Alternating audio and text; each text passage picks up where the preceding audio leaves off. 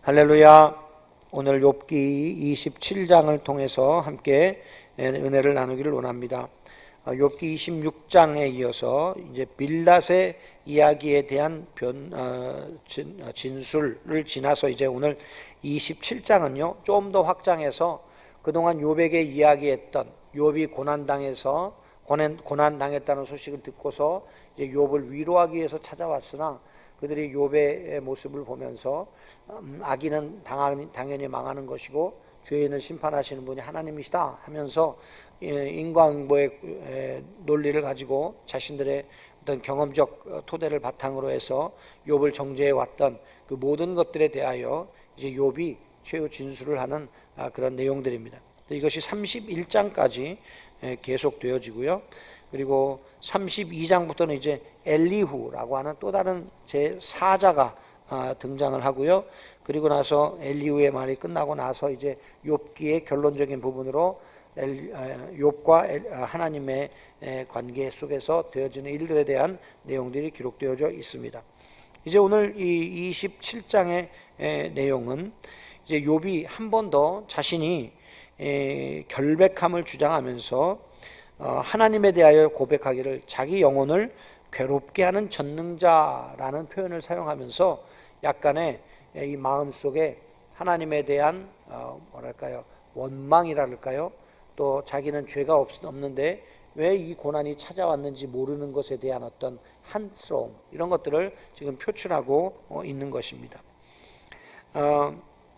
그래서 제일 앞부분엔 하나님에 대한 원망에 대한 내용들이 기록되어져 있는데요. 우리 한번 찾아볼까요? 2절, 3절 함께 봉독합니다. 나의 정당함을 물리치신 하나님, 나의 영혼을 괴롭게 하신 전능자의 사심을 두고 맹세하노니 나의 호흡이 아직 내 속에 완전히 있고 하나님의 숨결이 아직도 내 코에 있느니라, 이렇게 말합니다. 그는 또 죽는 날까지 친구들의 비방하는 말을 인정하지 않겠다고 주장하면서 과거뿐 아니라 미래의 삶 속에서도 양심에 꺼리낌이 없도록 불의와 거짓을 바라지 않겠다고 공포하고 있습니다. 우리가 또 4절에서 6절까지인데요. 한번 같이 봉독하십시다.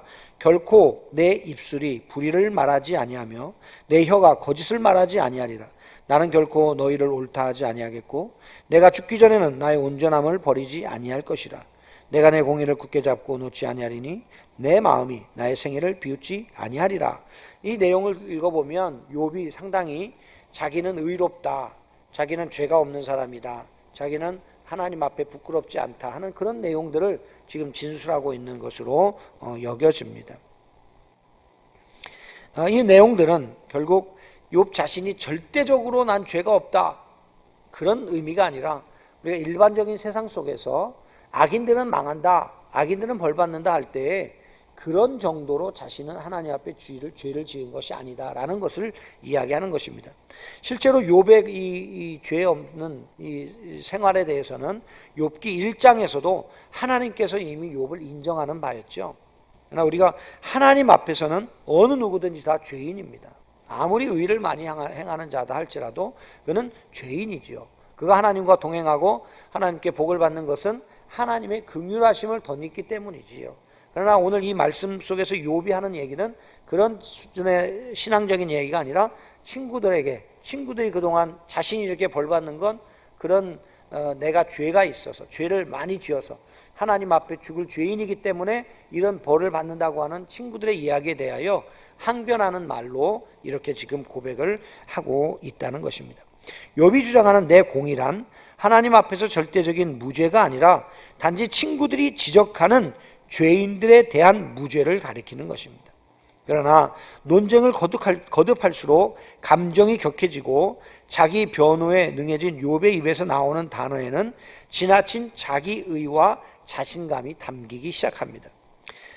사실 이런 표현들은 맹세하노니 2절에 봐도 전능자의 사심을 두고 맹세한다 그랬죠. 성경에 보면 맹세하지 말라 그랬는데 하나님의 이름을 걸고 맹세하고 있어요. 또 4절 5절에도 보면 결코 이런 단어들이 반복되고 있어요. 자신은 그 하나님 앞에서 결코 이렇게 쓰고 있는 것이죠. 그리고 또 보면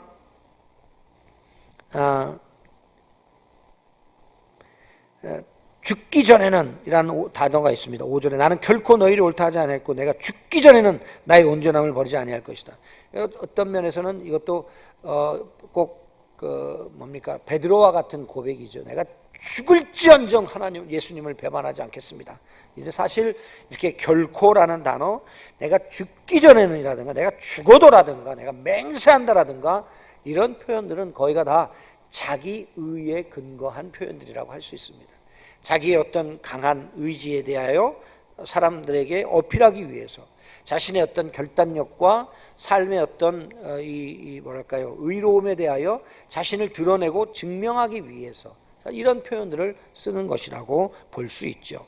그래서 저는 이 욥이라고 하는 사람을 우리가 지금 살펴보고 있는데 사실 욥은 그 삶이 의로운 사람이었어요. 하나님이 인정할 만큼, 그러니까 무죄하다는 뜻은 아니에요.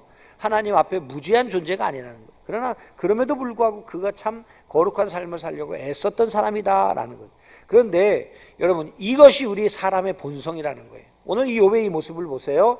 여러분 자기 자신이 공경에 몰리자 어떻게 해요? 결국 자기 의를 드러내고 의를 증명하려고 하는 노력들을 하고 있다는 것입니다. 이게 우리의 인간의 부패성입니다. 그래서 우리는 우리 자신을 믿을 수 없는 거죠. 천하 인간의 이 믿을 사람이 없는 거예요. 왜요? 우리 자신 자체도 뭡니까? 하나님 앞에 그렇게 죽을 죄인입니다. 겸손하겠습니다. 다시는 나를 나타내지 않겠습니다. 하다가도 언제 어느 순간 내가 다른 사람들보다 조금 낫다고 여겨지는 순간에 그것이 툭 튀어 올라오는 거예요. 그것이 툭 터져 나오는 거예요. 그러니 우리는 평생을 우리가 주님 앞에 엎드려 은혜를 구하고 성령의 인도하심을 구할 수밖에 없는 것이 우리의 연약한 인생이라는 것을 오늘 이 욥을 통해서도 잘 말해주고 있는 것이죠. 욥이 인생을 잘 살았다, 고난을 당했어요. 친구들이 와서 죄인이라고, 네가 죄를 졌기 때문에, 네가 악한 사람이기 때문에 너 회개하지 않으면, 이런 식으로 몰아붙이니까 이제 자기 자신을 증명해내고, 그리고 내가 너희들보다 낫지 않냐라는 것을 드러내는 이 욥의 연약함, 이것이 우리 자신 안에도 얼마든지 있다는 것을 우리는 인정해야 될 줄로 믿습니다. 사랑하는 성도 여러분, 그래서 오늘도 하나님의 은혜가 우리에게 필요한 거죠. 하나님의 은혜 없이는 살 수 없어. 우리가 이 자신을 드러내고 자신의 어떤 의의를 드러내는 이 모든 행동들이 결국 우리가 주님 앞에 서는 날 책망거리가 되지 않겠습니까? 오늘도 주여 나를 불쌍히 여겨 주옵소서. 오늘도 나를 긍휼히 여겨 주옵소서. 하나님, 나를 누르고 나는 십자가에 예수님과 함께 못 박혀 죽고 주님의 의가 내 안에 나타나 오늘도 성령의 소욕을 쫓아 주님의 뜻을 이루며 살게 하여 주옵소서. 나는 죽고 주님이 살아주시고 나는 없고 주님만이 있는 인생이 되게 주옵소서. 이것이 우리의 고백이 되기를 주님의 이름으로 축원합니다. 또한 두 번째로 우리가 살펴볼 말씀은 욥의 친구들을 악하고 불의한 자라고 하면서 하나님께서 그들의 영혼을 거두어 가실 때 아무런 꺼리낌이 없을 것이라고 비난합니다. 우리 7절 8절 한번 보겠습니다. 나의 원수는 악인같이 되고 일어나 나를 치는 자는 불의한 자같이 되기를 원하노라. 불경건한 자가 이익을 얻었으나 하나님이 그 영혼을 거두실 때는 무슨 희망이 있으랴. 이게 나의 원수, 나를 치는 자, 이게 누구예요? 지금 친구들로 찾아왔지만 자기가 악인이라고 그러고 죄인이라고 그러고 하나님의 진노가 내게 임했다 그러고 너 회개하지 않으면 넌 영원히 멸망받을 거라고 그러고 말하는 그 친구들, 불의한 자, 나를 치는 자, 나의 원수, 너희들이 악인같이 되고 그리고 불의한 자같이 되기를 내가 원한다, 이렇게 말해요. 불경건한 자가 이걸 얻었지만 결국 그들에게는 희망이 없다. 왜? 하나님이 영혼을 거두어 가시기 때문에.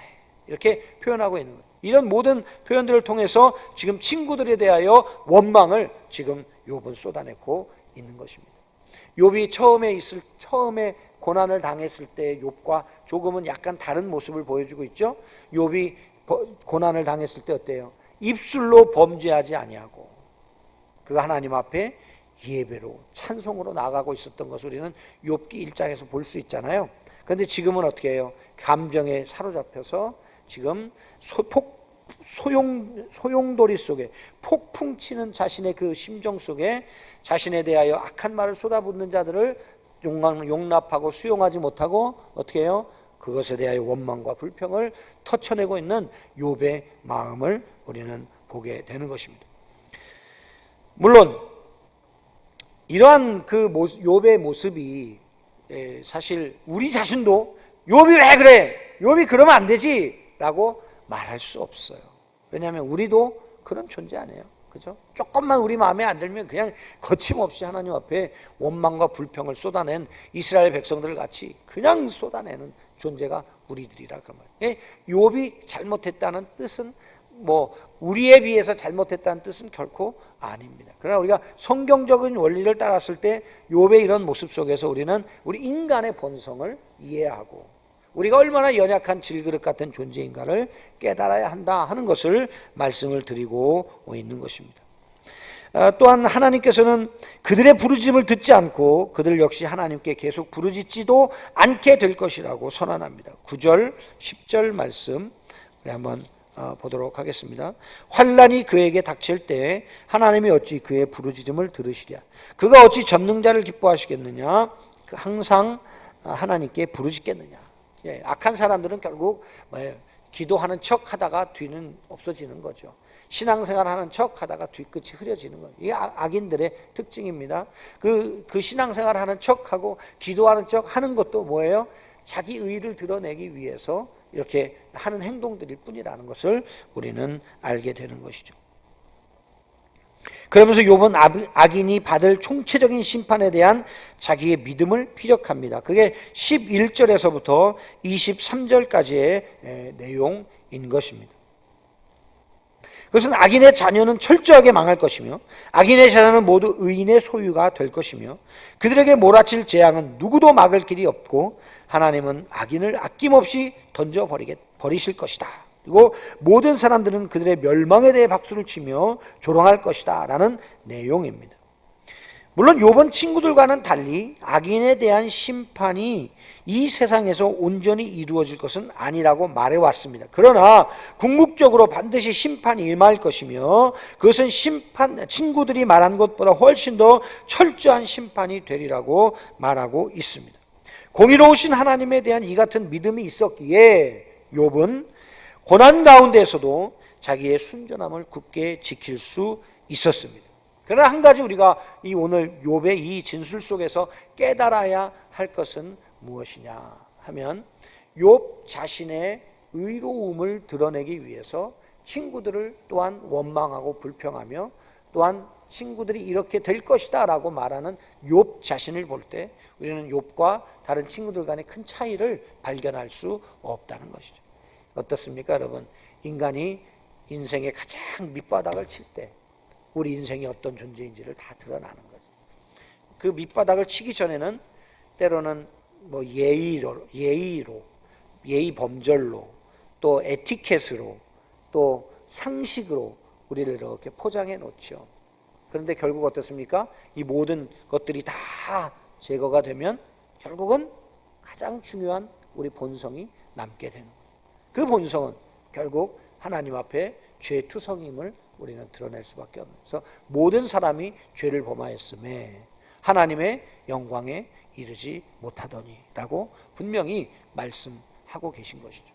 사랑하는 성도 여러분, 오늘도 하나님의 은혜가 우리의 인생을 덮어주시기를 축복합니다. 그렇죠? 엘리야가 바위 사이에 숨었을 때 그 폭풍이 지나가고 하는 그때 어때요? 하나님께서 덮어주시잖아요.